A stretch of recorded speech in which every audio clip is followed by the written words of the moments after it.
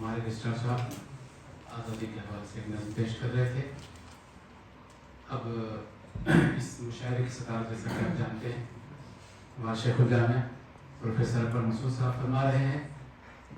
अब जो शमाई महफिल है आपकी तरफ बढ़ाई जाएगी। आप जैसे तशरीफ़ लाए हैं, हमने कई मुशायरे मुनक़िद किए और ये पहला कवि सम्मेलन। आपने बहुत सारे ऐसे काम किए इस यूनिवर्सिटी के अंदर जो आपकी विजनरी क़यादत को बता देते हैं। ये कवि सम्मेलन भी उनमें से एक है।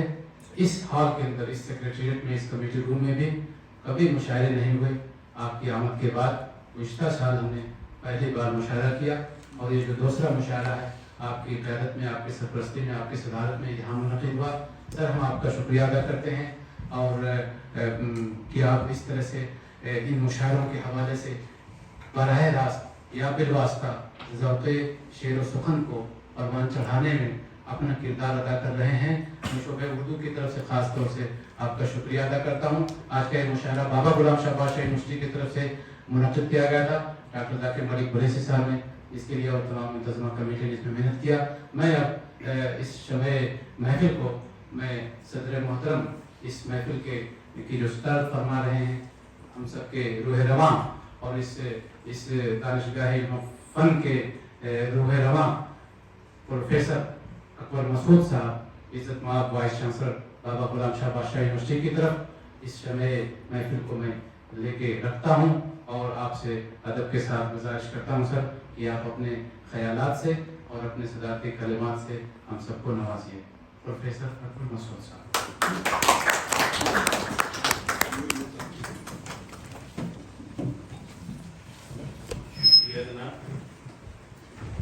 पहले तो मैं कंफ्यूज हूँ क्योंकि जब भी इन्होंने एक लफ्ज़ बोला शम्मे महफिल, तो एग्जैक्टली शम्मे महफिल क्या होता है मैं उससे कासिर हूँ कि इसके बहुत से माने होते हैं और लिटरेरी टर्म में किस चीज़ के लिए इस्तेमाल होता है। दूसरी बात यह है कि मैं डीन साहब की तरह अल्फाज से नहीं खेल सकता। डीन साहब में बड़ी खूबियाँ हैं और उसमें एक खूबी ये भी है कि उनको अल्फाज से खेलना आता है और वो ये जानते हैं कि किस लफ्ज़ को कहाँ कैसे इस्तेमाल करना है।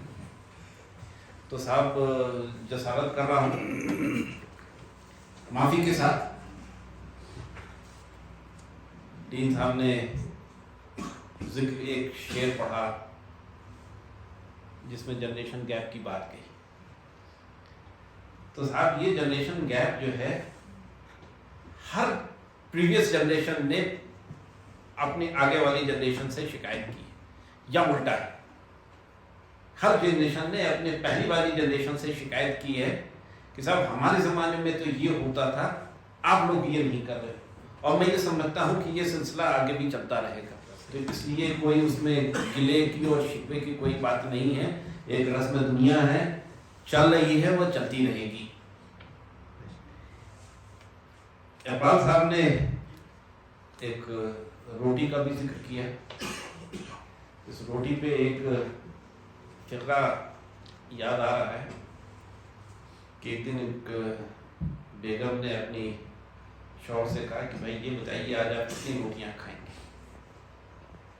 शौहर बहुत खुश हो गया। उनका साहब आज तो बीवी बड़ी रोटियां है और बड़ी मेहरबान लग रही है। उन्होंने कहा कि ऐसा है बेगम कि मैं 4 रोटियां खाऊंगा। तो बेगम ने उस पर यह कहा कि 4 रोटियां तो खाओगे, 2 मेरे लिए भी बना लेना।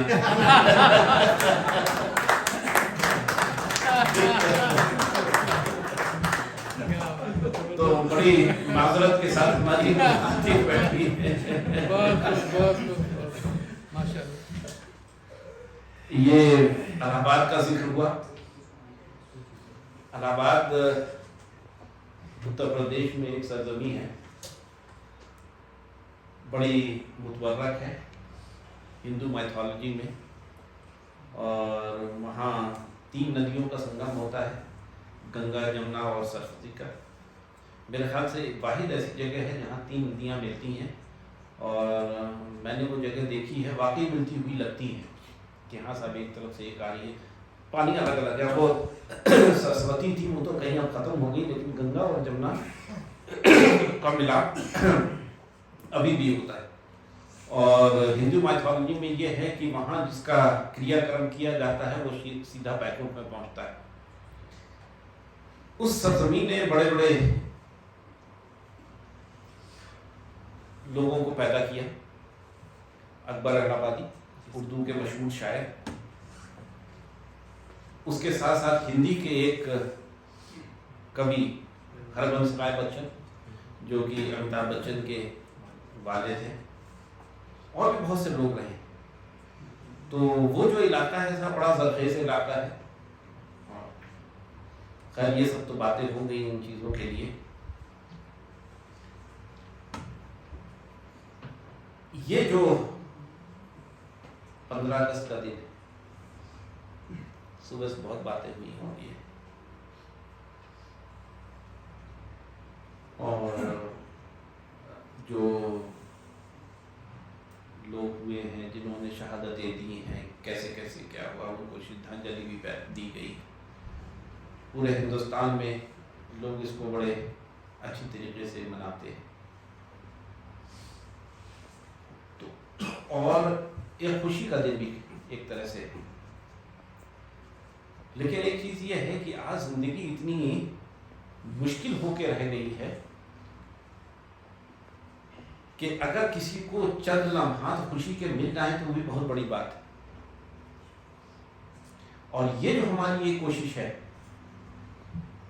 कि साहब एक मुशायरा होना चाहिए, कवि सम्मेलन होना चाहिए, जहाँ लोग बैठें और बगैर किसी मज़हब व मिल्लत के बात हो, अच्छी सी बातें हों, दिल खुश होने वाली बातें हों, निगेटिविटी पीछे रहे। तो ये जो आज की महफिल है उसका मेन मकसद ये है। इसके साथ साथ ये भी है कि आज हम ये भी गौर करें कि हमको आगे कैसे बढ़ना है। ये जो खुशियों के जो लम्हात हैं, इस जिंदगी से हम कैसे चुराएं। अगर शाम को कोई अगर खुशी खुशी घर चला जाए और वो अपनी फैमिली के साथ बैठ के अच्छा वक्त गुजार ले, वो आज की ज़िंदगी में बहुत बड़ी बात है। आपने कहा कि साहब बीवी भी नौकरी करती है और शौहर भी नौकरी करता है, दोनों के अपने अपने तकाज़े होते हैं। और पहले ज़माना था कि साहब एक सारे लोग एक साथ रहते थे, तो इन चीज़ों का असर नहीं होता था।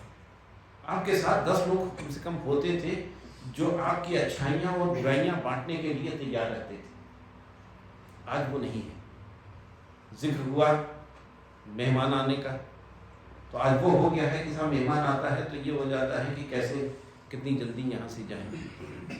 ठीक है, उसमें मुश्किलात भी हैं और उसके कुछ फ़ायदे भी हैं, नुकसानात भी हैं, वो एक डिपेंड करता है क्या है कैसे। तो इन्हीं सब चीज़ों को देखते हुए ये फैसला लिया गया कि साहब एक शाम को एक महफिल हो, और जो इसमें आना चाहे, कोई कंपल्सरी नहीं था, जो इसमें आना चाहे आए, जो शरीक होना चाहे आए। और ये भी कैद नहीं थी कि साहब अपने ही कलाम पढ़े, ये भी है कि साहब किसी का भी आप कलाम पढ़िए। मकसद सिर्फ यही था कि ये जो चंद लम्हात यहाँ पे गुजरे वो हंसी खुशी गुजरे। तो इस चीज़ को, इस मकसद को पूरा करने के लिए हमारे सारे लोगों ने बड़ा अच्छा ताउन दिया, ख़ासतौर से ये जो हमारे हज़रात बैठे हैं। और मैं खुसूसन शुक्रिया अदा करना चाहूँगा, ये जो तो हमारे मेहमान हैं, इन लोगों ने वाकई महफिल में जान डाल दी और इस महफिल की खुशी को दोबारा कर दिया। तो आपका बहुत बहुत शुक्रिया। और हम किसी मौके पे ज़रूर इसका कर्ज आपको चुकाएंगे इंशाल्लाह, ठीक है। और हमारी ये गुजारिश रहेगी कि साहब जब भी हमें कभी आपकी ज़रूरत पड़े तो हम आपको तकलीफ़ देते रहेंगे, ठीक है। और चूंकि ये महफिल है तो मैंने कहा ना कि शायद लोग, हालांकि मैं शायद नहीं हूँ, लेकिन ये होता है कि भाई मेरा कलाम सुन लिया आपने, मैं भी अपना कलाम सुनाऊंगा। तो एक वो एक शेर है, जरा कौन सा शेर है कि मर्द मोमिन से बदल जाती है तब्दीलें, क्या है वो शेर है? सुनिए साहब। हाँ बताइए। मर्द मोमिन से बदल जाती है तकदीरें, राइट, जो हो सोचे यकीन पैदा तो कर जाती है। बिल्कुल सही। ये देखिए बड़ा मशहूर शेर है जी। इसी को अब दूसरे अंदाज में ढाला गया। सुनिए साहब। हुई शादी, फिर वहीं पे आ कि हुई शादी तो पाँव में पड़ जा हुई शादी तो पाँव में पड़ी हैं इतनी जंजीरें। क्या बात है। हुई शादी तो पाँव में पड़ी हैं इतनी जंजीरें, कभी बेगम के नखरे हैं, कभी बेगम की तकरीरें। ये मेरे ऊपर नहीं आता है। समझे ना? हुई शादी तो पाँव में पड़ी हैं इतनी जंजीरें, कभी बेगम के नखरे हैं, कभी बेगम की तकरीरें, समझ आने लगी इकबाल के मिसरों की तफसीरें। आसान काम नहीं होता है, आसान काम नहीं होता है कि समझ आने लगी इकबाल के मिसरों की तफसीरें, निकाहे मर्द मोमिन से बदल जाती है। निकाहे मर्द मोमिन, क्या बात है। निकाहे तो खैर साहब, ये तो एक तंदो मज़ाक हो गया। अब कुछ एक थोड़ा सा और भी ले जाए। देखिए साहब, हिंदुस्तान एक ऐसा मुल्क रहा है जहाँ कभी ये नहीं सोचा गया कि साहब कौन हिंदू है, कौन मुस्लिम है, कौन सिख है, कौन ईसाई है। एक गुलदस्ते की तरह सारे लोग एक साथ रहते थे, और इसी चीज की अक्कासी इससे छोटे से उसमें की गई है। मंदिर में दाना चुगकर चिड़िया, मंदिर में दाना चुगकर चिड़िया मस्जिद में पानी पीती हैं। मंदिर में दाना चुगकर चिड़िया मस्जिद में पानी पीती हैं। मैंने सुना है राधा की चुनरी कोई सलमा बेगम सीती हैं। मैंने सुना है राधा की चुनरी कोई सलमा बेगम सीती हैं। एक रफी था महफिल महफिल, सुनिए बड़ा वो है, एक रफी था महफिल महफिल रघुपति राघव गाता था। ये बहुत मशहूर वो गाना है, रघुपति राघव राजा राम। सो एक रफी था महफिल महफिल रघुपति राघव गाता था, एक प्रेमचंद बच्चों को ईदगाह सुनाता था। बहुत ही मशहूर उनकी वो है। कभी कन्हैया की महिमा गाता रसखान सुनाई देता था। मतलब एक ये दिखाया गया है कि बगैर मजहबों मिल्लत कि कैसे होता।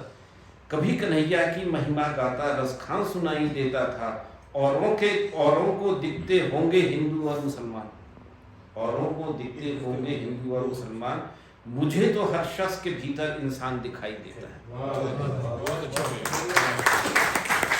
तो ये पूरा कलाम आप सबको डेडिकेटेड है, और इन्हीं चंद अल्फाज के साथ आप सबका बहुत बहुत शुक्रिया। अब वक्त भी बहुत हो गया है, और मैं रजिस्ट्रार साहब की तरफ से आप सबको मदऊ करता हूँ कि रजिस्ट्रार साहब ने कुछ खाने पीने का थोड़ा सा इंतजाम किया है। कहाँ किया है साहब? नीचे आप बताइए साहब कहाँ है, क्या है?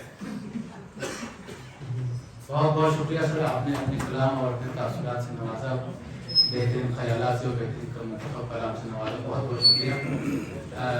जितने लोग यहाँ तशरीफ रखते हैं